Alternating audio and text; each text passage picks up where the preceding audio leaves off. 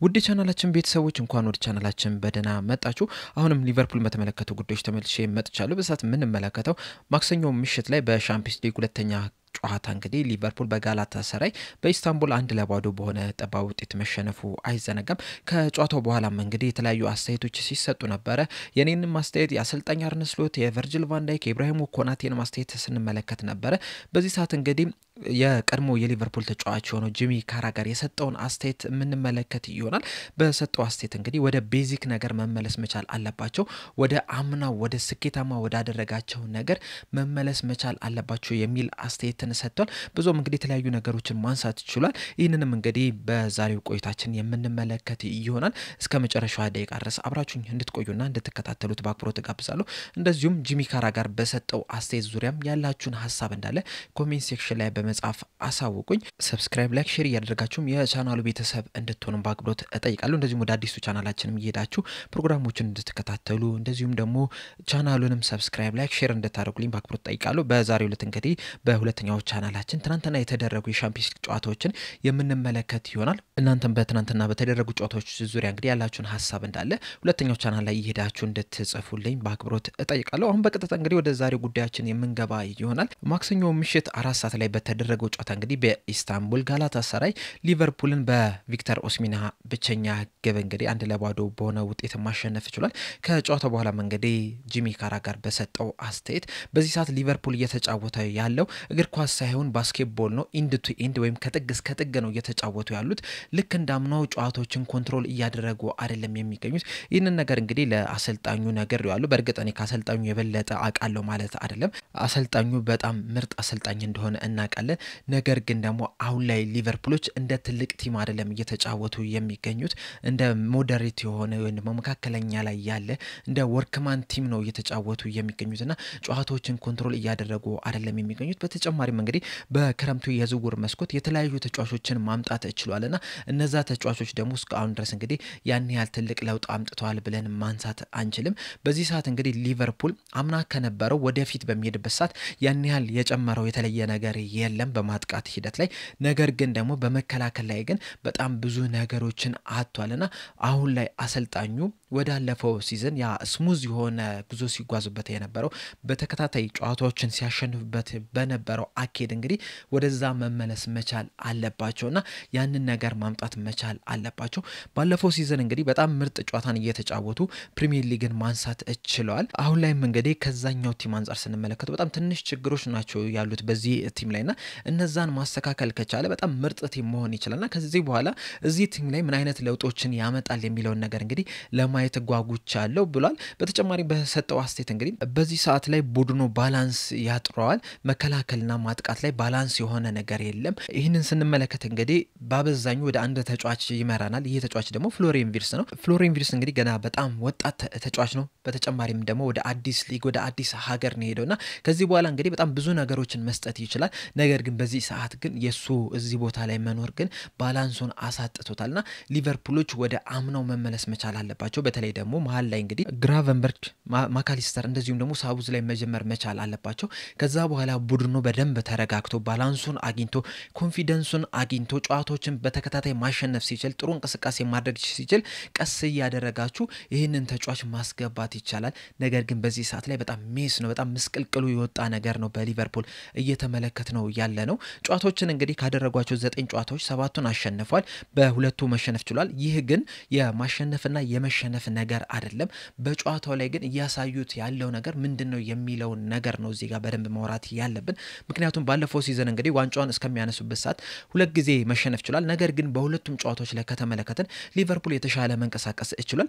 ነገር ግን በዚህ ሲዝን እንግዲህ ሙሉ ጨዋታዎችን ስንመለከት ያን ያህል ጥሩ እንቅስቃሴ ሲያደርጉ አልተመለከትንም። አሁን ለምሳሌ በኒውካስል ጨዋታ ላይ እንደተመለከትነው ከሆነ እንግዲህ ኒውካስል ዩናይትዶች ቀይ ካርድ ወጥቶባቸው ራሱ ሰከንድ አፍ ላይ ያሳዩት ነገር በጣም የሚያስገርም ነው የነበረው። እንደውም ሊቨርፑል በቀይ ካርድ የወጣበት ነበረ ሲመስል የነበረውና በጣም ምርጥ እንቅስቃሴ ሲያደርጉ ነው የነበሩት። እንደዚህ አይነት ነገሮች ደግሞ ሊፈጠሩ አይገባቸውም። በተጨማሪም ደግሞ የክሪስታል ፓላስን ደግሞ መመልከት እችለናል። ክሪስታል ፓላሶች በጨዋታው ላይ 7 ቢግ ቻንሶችን ክሬት ማድረግ ይችላል። በዚህ ሲዝን ደግሞ በጣም ብዙ ቻንስ እንደዚህ ቢግ ቻንስ የሚባሉ ክሬት የተደረገበት ክለብ ቢኖር ሊቨርፑል ነው። ሊቨርፑል ደግሞ የአምናው ሻምፒዮን የነበረውና እንደዚህ አይነት ነገሮችን ሲፈጠሩ ማየት በጣም ነው የሚከብደው እና አሰልጣኙ ይህንን ነገር ማስተካከል መቻል አለባቸው፣ ወደ ተለመደው ነገር መመለስ መቻል አለባቸው የሚል አስተያየትን ሰጥቷል። እዚህ ጋር እንግዲህ አንድ ምስማማበት ነገር አለ። ከዚህ በፊትም እንግዲህ በተደጋጋሚ የተናገርኩት ነገር አለ። ያ ምንድነው ሊቨርፑሎች ያለፈው ሲዝን የነበራቸውን ጥንካሬ በዚህ ሲዝን ማምጣት አለባቸው። በእርግጥ የተለያዩ ተጫዋቾችን መቀየር ይችላል። አሁን ለምሳሌ ካለፈው ሲዝን አንፃር ዘንድሮ በቋሚ 11ነት እየጀመሩ ያሉትን ተጫዋቾች ስንመለከት 4 ቦታዎች ላይ ለውጥ አለ። እሱም የግራ ክንፍና የቀኝ ክንፍ ተከላካይ ቦታ ላይ የ10 ቁጥር ቦታና የ9 ቁጥር ቦታ ላይ ለውጦች አሉ እና እነዚህ ለውጦች እንግዲህ አጫዋወቱ ላይ ትልቅ ኢፌክት ሊፈጥር ይችላል። ነገር ግን ደግሞ በዋነኝነት ሊቨርፑል አምና በጣም ሲጠቀም የነበረው በመሃል ሜዳ ተጫዋቾች ናቸው። በተለይ ደግሞ የማጥቃትና የመከላከል ባላንሱን ሲጠብቁ የነበሩት እነሱ ናቸው። ግራቨንበርግ መከላከል ላይ በጣም ሲያተኩር ነው የነበረው። እንደዚሁ ማካለስተርም ራሱ ከዚህ በፊት በተደጋጋሚ 6 ቁጥር ቦታ ላይ ሲጫወት ተመልክተናልና እሱም እንግዲህ መከላከሉንና ኳሶችን ማሰራጨት ላይ ሲጫወት ተመልክተናል። በተጨማሪም ሳቡዝ ላይ ደግሞ 10 ቁጥር ቦታ ላይ ተጫውቶ ነገር ግን ደግሞ ፕረስ በማድረግ እሱን የሚያክለው አልነበረም። ሙሉ 90 ደቂቃ ፕረስ ያደርግ ነው ስንመለከተው የነበረው። ያንን ነገር እንግዲህ ከፍሎሪን ቪርትስ ዘንድሮ አተናል። በእርግጥ ፍሎሪን ቪርትስ እንግዲህ የሚሰጣቸው ጥቅሞች አሉ። በዚህ ሲዝን ባደረጋቸው ጨዋታዎች ላይ እንግዲህ ያንን መመልከት ይችላልናል። በእርግጥ እስካሁን ድረስ ጎልም አላገባም፣ አሲስትም አላደረገም። ነገር ግን ደግሞ ፓስ ባደረገበት ሰዓት ተጫዋቾች ያንን እሱ ፓስ ያደረገውን ወደ ጎልነት ቢቀይሩ ኖሮ ምናልባትም እስካሁን ድረስ 3-4 አሲስቶችን ማስመዝገብ ይችል ነበር። በተለይ ደግሞ በዋነኝነት ማንሳት የምንችለው መሐመድ ሳላህ አንግል የገጨበት ኳስ ነች። ያቺ ኳስ እንኳን በጣም በጥሩ ሁኔታ ነበር ማቀበል የቻለው ከአትሌቲኮ ማድሪድ ጋር በሚደረገው ጨዋታ ላይ ማለት ነውና ያቺ ኳስ እንግዲህ መግባት ነበረባት። ያቺ ብትገባ ኖሮ አሲስት አድርጓል ማለት እንችል ነበርና በእንደዚህ አይነት ነገር ጥሩ እየተንቀሳቀሰ ነው። ነገር ግን ደግሞ ፕረስ ማድረግ ላይ ግን ገና አሁንም የሚቀረው ነገር አለ። በተጨማሪም ደግሞ በተደጋጋሚ ኳሶች እየተቀማ ነው የሚገኘውና እሱ ላይ እንግዲህ በጣም ትኩረት እየበዛ ነው የሚገኘው። በተጨማሪም እንግዲህ አንድ ቡድን ጥሩ ሳይንቀሳቀስ ሲቀር እንደዚሁም ደግሞ የሚሸነፍ አይነት ከሆነ ብዙ ጊዜ የሚታዩት ተጫዋቾች አዳዲስ ተጫዋቾች ናቸው። በተለይ ደግሞ እንደ ፍሎሪን ቪርትስና እንደ አሌክሳንደር ኢሳቅ በውድ ዋጋ የመጡ ተጫዋቾች ላይ በደንብ ትኩረት ይደረጋል። በእርግጥ የአሌክሳንደር ኢሳቅ ከፍሎሪን ቪርትስ አንፃር ስንመለከተው የራሱ ምንደረድራቸው ምክንያቶች አሉ። በተለይ ደግሞ የቅድመ ውድድር ዝግጅት ጨዋታዎችን አለማድረጉ፣ ምንም አይነት ጨዋታዎችን ሳያደርግ ለረጅም ወራት መቆየቱ እንግዲህ እንደ ምክንያት ሊጠቀም ይችላል። ነገር ግን የፍሎሪን ቪርትስ ግን ከመጀመሪያው የልምምድ ቀን ጀምሮ እንግዲህ ከሊቨርፑል ጋር የነበረ ተጫዋች ነውና በውድ ዋጋ መምጣቱን ተከትሎ በጣም ብዙ ተስፋ ተጥሎበት የነበረ ተጫዋች መሆኑን ተከትሎ እንግዲህ ብዙ ነገር ከሱ ይጠበቃልና ያንን ነገር ደግሞ ሊቨርፑሎች እያገኙ አይደለም የሚገኙት። እናም ሊቨርፑሎች እንግዲህ ወይ እሱን ቤንች አድርጎ ማስጀመር ካልሆነ ደግሞ በቋሚነት የሚጀምር ከሆነ ደግሞ ፕረስ ላይ በደንብ እንዲሰራ ማድረግ መቻል አለባቸው ብዬ አስባለሁ። በፊት እንግዲህ በተለይ የርገን ክሎፕ እያለ በጣም የሚደነቅበት ነገር ቢኖር ምንድነው ተጫዋቾችን ስሙዝሊ ወደ ቡድን ውስጥ የሚያስገባቸው ነገር በጣም ነበር የሚያስደንቀኝ። በእርግጥ አንዳንድ ተጫዋቾች ልክ እንደፈረሙ ወዲያው በቋሚነት መጀመር ይችላል። አሁን ለምሳሌ በዋነኝነት የሚጠቀሱት ቨርጂል ቫን ዳይክ እንደዚሁም ደግሞ መሐመድ ሳላህ ልክ እንደፈረሙ በቀጥታ ወደ ቋሚነት ነበር መግባት የቻሉት። ሌሎች አንዳንድ ተጫዋቾችን ስንመለከት ደግሞ ትንሽ ጊዜ ወስዶባቸዋል በቋሚነት ለመጀመር። በተለይ ደግሞ ፋቢኖና ሮበርትሰንን ስንመለከተው በቀጥታ አልነበረም በቋሚነት የጀመሩት፣ ትንሽ ወራት ወስዶባቸዋል። እንደውም ፋቢኖ ቢያንስ 1-3-4 ወር የፈጀበት ይመስለኛል፣ ተመሳሳይ አንድ የሮበርትሰንም ጭምር ማለት ነውና እነዚህ ብዙ ጨዋታዎች ተቀይረው እየገቡ እንደዚሁም ደግሞ አንዳንድ የሊግና የኤፍኤ ካፕ ጨዋታዎችን በቋሚነት እየጀመሩ ቀስ እያሉ ነው ቡድን ውስጥ መላመድ የቻሉት። ከዛ በኋላ ከ3-4 ወር በኋላ ግን በቋሚ አሰላለፍ ውስጥ መግባት ተችለው ከዛ በኋላ እንግዲህ ለረጅም ጊዜያቶች በቋሚነት ሲጫወቱ ነው የነበሩትና አንዳንድ ተጫዋቾች ቀስ ብሎ እንዲገቡ መደረግ መቻል አለባቸው። አሁን ለምሳሌ በዘንድሮ እንኳን በመጡ አዳዲስ ተጫዋቾች ላይ ስንመለከት ሂጎ ኢኬቲኬ በጣም አስደናቂ የሚባል ጅማሩን መጀመር ይችላል። በእርግጥ 9 ቁጥር ቦታ ላይ የሚጫወት ተጫዋችና 10 ቁጥር ቦታ ላይ የሚጫወት ተጫዋች በአንድ ሚዛን ልንመዝናቸው አንችልም። እንደዛም ቢሆንም ግን ሂጎ ኢኬቲኬ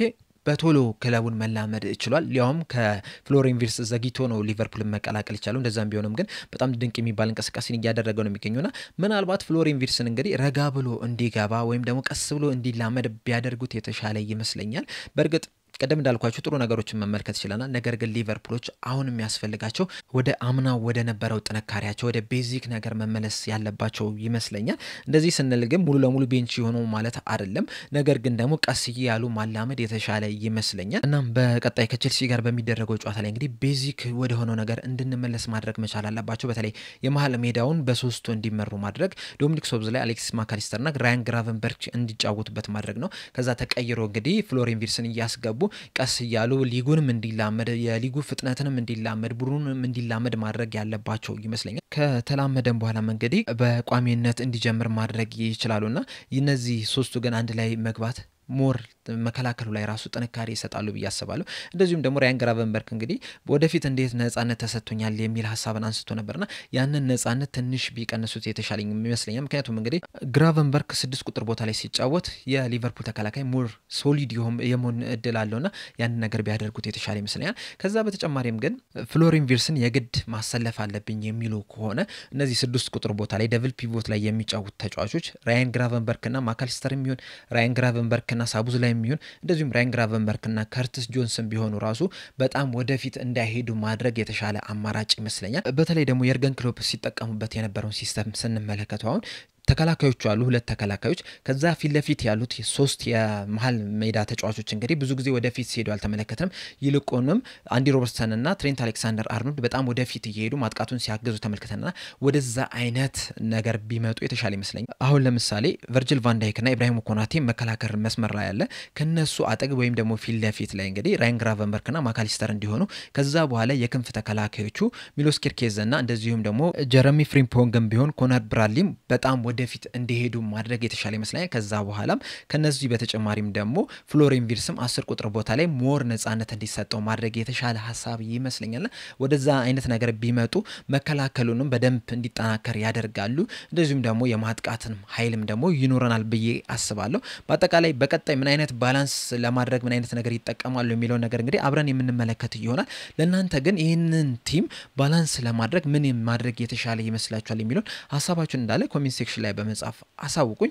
ለአሁን እኔ እዚህ ላይ አበቃው። በቀጣይ በሌላ እስከምንገናኝ ድረስ ሰብስክራይብ፣ ላይክ፣ ሼር ማድረግ እንዳትረሱ። እንደዚሁም ወደ ሁለተኛው ቻናልም እየሄዳችሁ ሐሳባችሁን እየሰጣችሁ ፕሮግራሙን እንድትከታተሉት እንደዚሁም ደግሞ ሰብስክራይብ፣ ላይክ፣ ሼር እንድታደርጉልኝ በአክብሮት እጠይቃለሁ። የሁለተኛው ቻናሉንም ሊንክ እንግዲህ ዲስክሪፕሽን እና ኮሜንት ሴክሽን ላይ የምታገኙት ይሆናል። በቀጣይ በሌላ እስከምንገናኝ ድረስ ግን እኔ እዚህ ላይ አበቃው። ቸር ያቆየን።